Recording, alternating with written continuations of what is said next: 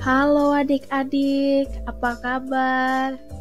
Kakak harap kalian baik-baik saja ya.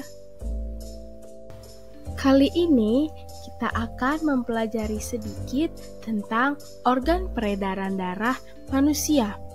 Are you ready? Tahukah kalian bahwa ada loh sebuah sistem pada tubuh kita yang terdiri atas jantung, pembuluh darah, dan darah. Gimana? Kakak kasih clue-nya ya. Sistem ini berfungsi untuk mengedarkan sari makanan yang telah diproses pada sistem pencernaan loh. Gimana? Ada yang tahu? Bila tidak ada yang tahu, kakak akan kasih tahu deh. Sistem tersebut adalah sistem peredaran darah. Seperti yang telah dijelaskan sebelumnya, sistem peredaran darah ini meliputi jantung, pembuluh darah, dan darah. Di antara jantung, pembuluh darah, dan darah, kira-kira mana nih yang merupakan organ peredaran darah?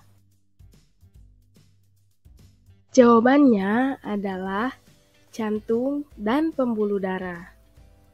Mari kita bahas mengenai organ peredaran darah satu persatu ya. Are you ready? Let's go! Yang pertama ada jantung nih adik-adik. Coba sekarang kalian taruh tangan kalian di dada sebelah kiri. Kira-kira ada nggak yang berdetak? Ada kan? Ada dong pastinya. Bila ada yang tidak merasakan, coba kalian berlari dulu sekitar 1 menit atau tahan napas selama 10-15 detik. Bagaimana? Kalian bisa rasakan ada yang berdetak di dada kalian? Ya, detak itu berasal dari jantung kalian. Nah, pada sistem peredaran darah, fungsi jantung ini adalah untuk memompa darah ke paru-paru dan seluruh tubuh. Jantung ini terdiri atas 4 ruang loh, serambi kanan, serambi kiri, bilik kanan, dan bilik kiri. Tahukah kalian apa saja fungsinya? Mari kita pelajari bersama-sama. Serambi kanan berfungsi untuk menerima darah yang banyak mengandung CO2 atau karbon dioksida dari seluruh tubuh. Sedangkan serambi kiri berfungsi untuk menerima darah yang banyak mengandung O2 atau oksigen dari paru-paru. Bilik kanan berfungsi untuk memompa darah yang banyak mengandung CO2 atau karbon dioksida dari jantung ke paru-paru.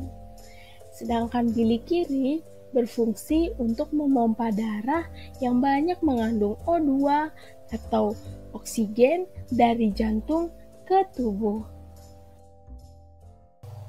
Nah, organ peredaran darah yang selanjutnya ada pembuluh darah nih adik-adik. Tahu nggak sih kira-kira kenapa kalau kita jatuh dari sepeda atau tangannya tergores pisau mengeluarkan darah? Kenapa ya kira-kira? Ada yang tahu?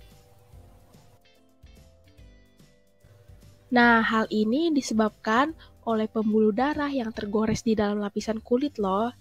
Pada gambar ini, pembuluh darah adalah gambar garis-garis yang ada di dalam tubuh manusia.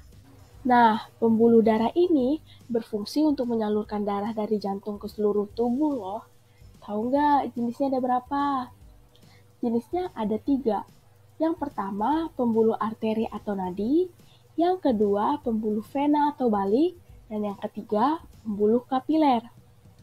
Nah, pembuluh arteri ini tugasnya mengalirkan darah keluar jantung menuju paru-paru dan seluruh tubuh, kecuali ke pembuluh arteri pulmonalis. Kemudian, pembuluh balik atau vena tugasnya mengalirkan darah dari paru-paru dan seluruh tubuh menuju ke jantung. Yang terakhir ada pembuluh kapiler. Penghubung arteriola dan venula ini adalah tempat pertukaran antara O2, CO2, dan lain-lain yang dibawa oleh darah. Kakak mau menjelaskan perbedaan arteri dengan vena. Nah, untuk pembuluh nadi tempatnya agak ke dalam permukaan kulit. Kita tidak bisa melihat dengan mata telanjang. Namun untuk pembuluh vena, kita bisa melihatnya dengan jelas karena tempatnya dekat permukaan kulit tampak kebiruan. Nah, untuk pembuluh nadi, dinding pembuluhnya tebal, kuat, dan elastis. Namun, untuk pembuluh balik atau vena, dinding pembuluhnya tipis dan tidak elastis. Nah, untuk denyutnya sendiri, pembuluh nadi ini terasa, namun untuk pembuluh balik, denyutnya tidak terasa. Nah, untuk pembuluh nadi ini, jika terjadi luka, darahnya mengucur. Namun, untuk pembuluh balik, jika terjadi luka, darahnya menetes. Nah, itu dia organ peredaran darah beserta fungsinya. Untuk video kali ini cukup sampai sini dulu ya adik-adik karena kakak kira sudah kepanjangan. Kita berjumpa di lain waktu lagi. Goodbye dan terima kasih.